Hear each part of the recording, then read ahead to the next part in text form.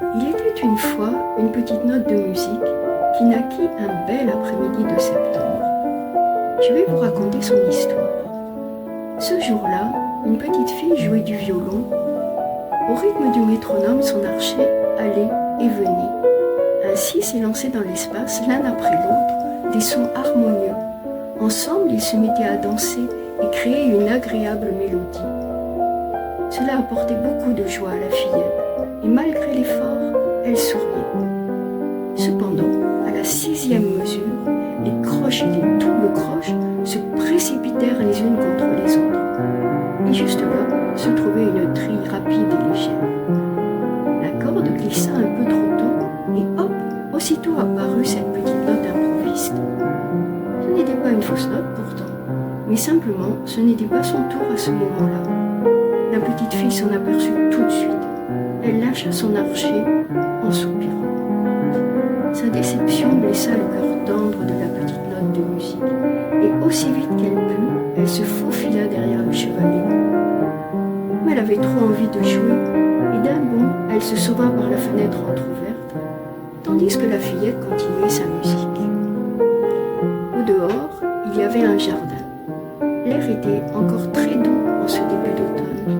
Assise sur l'herbe verte, la petite note s'apaisa tranquillement.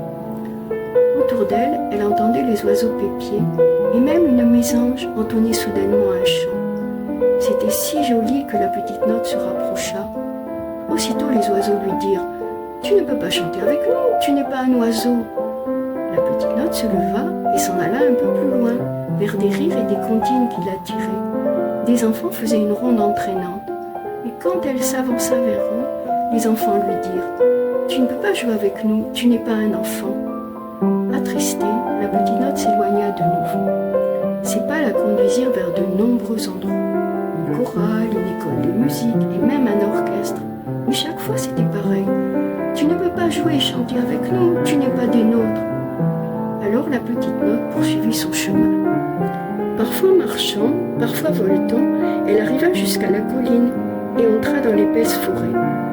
Épuisée, elle se coucha sur la mousse sous un arbre immense et s'endormit, bercée par le silence et les petits bruits des animaux de la nuit.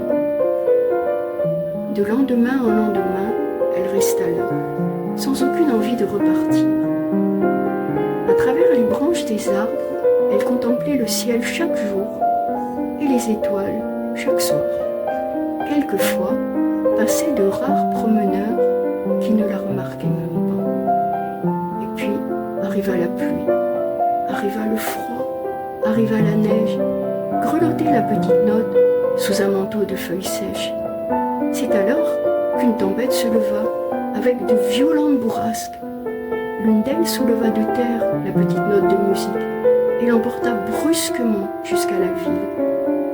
Au milieu de la foule, des couleurs et des lumières, la petite note se sentit perdue. C'était la veille de Noël et sur la placette était installé un orgue d'airain. Le grand vent y déposa la petite note et elle s'empressa de se cacher au-dedans. C'était un abri chaud et sûr et elle s'y sentit bien, si bien. Elle ne put s'empêcher de chanter. C'est alors qu'elle entendit un éclat de rire. Une voix qui disait « Parfait, parfait, c'est exactement la note qui me manquait. » Le joueur d'orgue des rues tourna la manivelle et, peu à peu, se déploya une musique si belle que les passants se rassemblèrent nombreux pour l'écouter. C'est ainsi que la petite note de musique trouva sa place en donnant du bonheur autour d'elle. Par la suite, la fillette au violon écouta la jolie musique du joueur d'orgue et reconnut sa petite note improviste. Avec plaisir, elle la rejoua dans de nouvelles mélodies.